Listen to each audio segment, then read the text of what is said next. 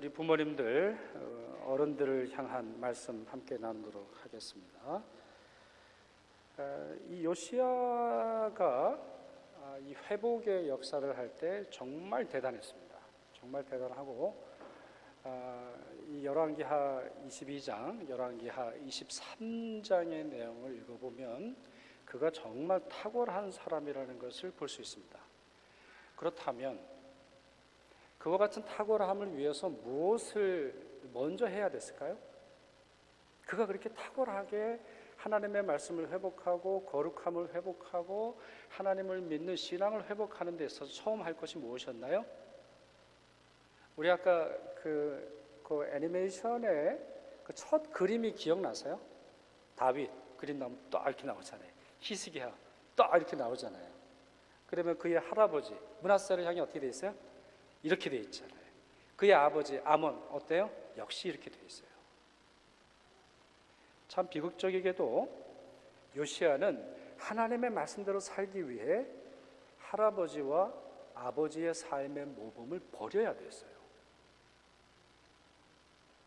여러분, 우리 아이들을 키우면서 이 말 만약에 듣게 된다면, 이건 그냥 예상이에요. 여러분 가정에는 뭐 이런 일이 없으리라고 보는데, 아이가 만약 어느 날 저에게 와서 나 아빠처럼 살지 않을 거야, 나 엄마처럼 살지 않을 거야, 절대로 그렇게 안 살 거야, 이렇게 말한다고 생각을 하면 생각하는 것 자체로도 참 마음이 어려워요. 여러분 그렇잖아요? 우리가 아이를 지극히 사랑하고 나름대로 했는데 우리의 삶이, 우리를 향한 기억이, 우리가 했던 모든 일들이 지워져야 할 대상으로 우리 아이들에게 받아들여진다면 참 비극적인 거예요. 참 가슴 아픈 일이고 참 고통스러운 일입니다. 그렇다면 여러분은 어떻습니까? 여러분의 세대는 어떻죠? 저는 이제 50이 조금 이제 넘었는데 여러분의 제너레이션은 어때요? 여러분은 어떤 부모예요? 우리 다음 세대는 어떤 세대인가요? 사라지는 게 좋을 세대예요? 아니면 남겨놓는 게 좋은 세대예요? 반드시 남아서 그 업적과 그 모든 일들을 계승해야 하는 제너레이션입니까? 아니면 정말 빨리 사라지는 게 좋은 세대입니까? 요시야의 이야기에서 나오는 충격은 이거예요. 요시야는 그의 할아버지, 그의 아버지의 삶의 여정을 따르지 않고 오히려 다른 공동체 속에 자라나야 했습니다. 열왕기하 22장 저희가 조금 전에 읽었는데 다 이제 설명드릴 수 있는 시간은 없고요. 등장하는 인물들이 참 많습니다. 그게 요시야의 특징이에요. 사람이 많아요. 므낫세를 읽어보시면 주변에 사람이 없어요. 확실히 약한 자들은 이 특징이 있어요. 그러나 선한 사람들은 공동체 안에서 그 믿음이 형성되고 자라나고 의미를 바라는 것을 볼 수 있는데요. 참 많은 사람이 등장합니다. 모두 좋은 신앙인이었고 실력자였어요. 그리고 그들은 마치 손, 팔, 다리, 눈, 머리, 귀, 기관으로 따져보면 다르지만 한 몸을 이루는 유기적 관계를 이루는 것처럼 매우 질서정연하고 하나의 목표가 있는 사람들처럼 움직이는 것을 읽어볼 수 있어요. 여러분 우리 직장에서 HR이라든가 어떤 구조나 어떤 조직을 관리하는 분들은 이 본문을 읽으면 깜짝 놀라게 되어 있어요. 성전을 보수하던 중에 율법책이 발견이 됩니다. 그리고 그 책은 다시 숨겨지지 않고 곧장 대제사장 힐기야에게 전달이 됩니다. 힐기야는 사반에게 그 책을 전달해요. 사반이 그 책을 읽습니다. 사반이 서기관이에요. 그러니까 요거는 그 당시를 이해하시는 게 좋은데, 서기관이라고 하는 사람은 뭐냐면 영어로는 secretary인데 문서를 읽는 사람이에요. 당시에는 고대 사회니까 여러 언어를 좀 알아야 문서를 이해할 수 있었고 자기 전에 왕이 내린 조서를 함께 읽을 수 있어야 했습니다. 그래서 서기관이 매우 중요하고 서기관이 히브리어를 알았던 것으로 보이는데 이 사람이 책을 읽어요. 사반은 그 책의 중요함을 깨닫고 왕에게 보고하죠. 왕은 그 말씀을 경청합니다. 뿐만 아니라 그 답이 매우 중요한데 그 말씀을 들으니 보통 말씀이 아니에요. 그러니까 자기 옷을 찢습니다. 그리고는 큰 후회를 하고 낙담을 할 뿐만 아니라 여선지자 훌다에게 과거에 기록된 말씀이 오늘 우리에게 어떤 significance, 의미를 주는지 확인케 한다. 이게 모든 요시아의 탁월함 중에 손꼽히는 탁월함이에요. 여러분, 많은 분들이 설교를 듣고 주일 설교만이 아니라 여러분들이 방송 설교를 듣고 성경을 읽으시잖아요. 반드시 기억하세요. 성경, 옛날에 쓰여진 책이에요. 그러나 이 성경 말씀은 살아있는 하나님의 말씀이기에 오늘 여러분에게 영향을 미쳐요. 그런데 우리 대부분은 어떻게 살아가나요?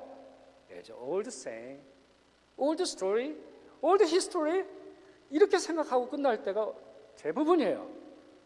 그러나 요시아는 그렇지 않아요.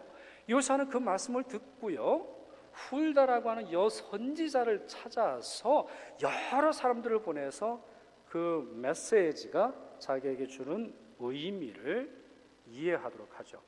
이 과정에 막힘이 없어요. 이 과정이 얼마나 스무스하게 되는지를 여러분들이 집에 가셔서 다시 한번 보셔야 돼요. 지금도 대통령에게 보고 잘 안 되잖아요. 지금도 무슨 일이 있으면 사장 모른다 그러잖아요. 지금도 무슨 일이 있으면 디렉터 모른대요. 보고가 안 됐대요. 문제가 생기는지 몰랐대요. 지금도 보고가 어려운 시절인데 그 당시에 막힘없이 중단 없이 조화롭게 그 일들이 진행되고 있는 것을 볼 수 있어요. 이런 과정의 하이라이트를 꼽아본다면 7절 말씀입니다. 7절에 이렇게 되어 있는데, 그러나 그들의 손에 맡긴 은을 회개하지 말지니 이는 그들이 진실하게 행함이니라 했어요. 자, 이 말씀은 어떤 배경을 갖고 있냐면, 요시아가 처음 했던 일은 성전을 보수하는 겁니다. 건물을 보수하는 거예요. 사실은 이렇게까지 개혁을 일으킬 마음이 그에게는 없었던 것으로 보여요. 말씀이 발견되어지고 말씀이 갖고 있는 의미를 이해하기 전까지는 사실 그 사람도 자기 민족 또 자기 나라의 문제의 핵심을 잘 알지 못했던 것으로 보입니다. 그런데 자기에게 주어졌던 그 말씀이 발견되기 전에 일하던 사람들이 이랬다라는 거예요. 회계사 둘 필요 없다는 거예요. 그러니 얼마나 정직하다는 얘기예요. 회계사를 둘 필요 없이 얼마나 그들이 일을 잘했고 실력자있고 양심적이고 신앙인이었는가, 이걸 참 잘 보여줍니다. 요시아는 단순히 시대적인 공백 상황에서 태어났다 이렇게 보기는 좀 어려워요. 8살에 왕이 되고 그리고 26살에 이제 통치를 시작하고 개혁한 이 일이 그냥 아무 일도 없이 하나님의 꿈으로 계시하고 하나님이 이끄셨으니까 가능했다, 이렇게 우리 해석하기 참 어려워요. 이와 같은 공동체, 이와 같은 신앙인의 공동체, 실력이 있으면서 동시에 신앙이 있는, 하나님 앞에서도 바를 뿐만 아니라 사람 앞에서도 바른 이 공동체가 요시아를 낳았고 요시아와 함께 이 시대를 개혁해 나가죠. 사실 요시아의 개혁은 실패한 개혁입니다. 어린이 설교할 때 말씀드렸습니다만 요시아 그리고 예레미야, 우리 영어로는 스바냐, 우리 한국말은 스바냐, 이 세 분이 같은 동시대 인물이에요. 그런데 이 모든 분들은 이스라엘의 주권을 회복한다거나 이스라엘의 정치적인 해방을 위해서 활동하지 않았어요. 망할 거라는 걸 알고 그 망하는 시점에서도 가장 본질적인 신앙이 무엇인지 지켜나가는 것이 그들의 삶이었어요. 그러니 비극의 시대죠. 망할 것이 예비가 돼 있고 요시아가 아무리 개혁을 한다 할지라도 망하게 하리라고 하나님의 작전과 계획은 사라지지 않아요. 그럼에도 불구하고 이들은 자기에게 맡겨진 사명대로 나아가고 있어요.